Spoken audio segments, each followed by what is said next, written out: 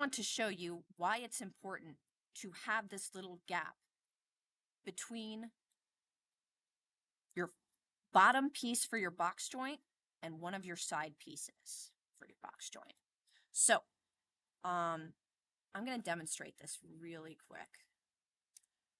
So say I am going to make my 3x3 box. So I type in 3, 3. As usual, I make my 3x3 box. Now, some of you were thinking very cleverly about this, which I do appreciate. And I showed you guys how to do these boxes on the inside.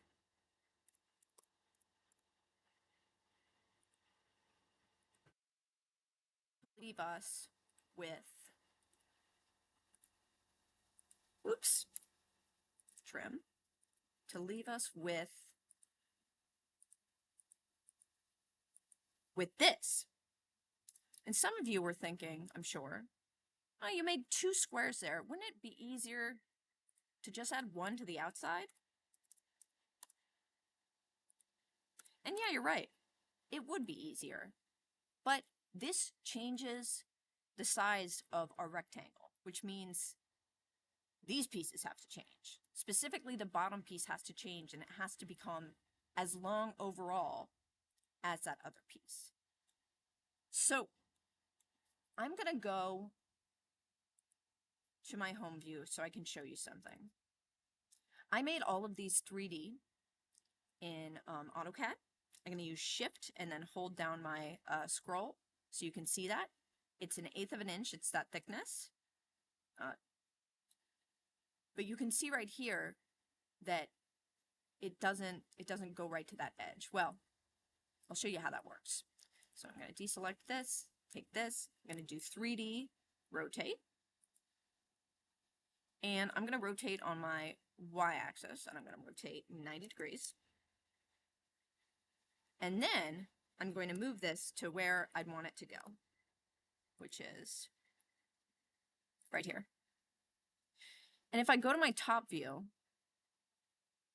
you can see that the line is, fully covered up, but it'll still have room on the sides.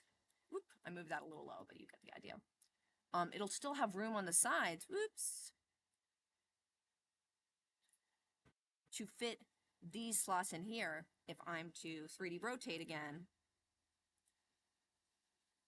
And I'm going to do it on my X this time, 90 degrees.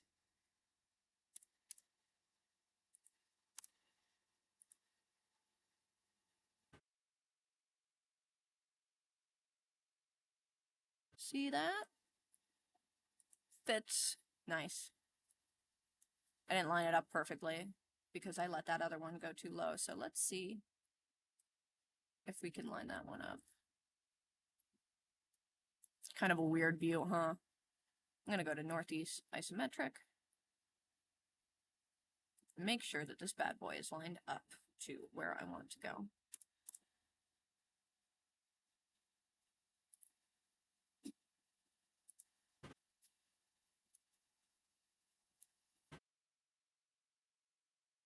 As you can see, those are where those joints come in. I'm going to change the view and see. There we go. And then, if we rotate this object, I need to do the 3D rotate. I always forget that, 3D rotate. I'm going to use my X. I'm going to rotate it 90 degrees. And then I'm going to line that up. I'm going to use one of my object snaps to do it. Oof. Sometimes this can be a pain when you're working in 3D. There we go. And that's how all my box joints fit together. That's why I have to subtract a little bit of it. So, here we are. Thank you for listening. Bye-bye.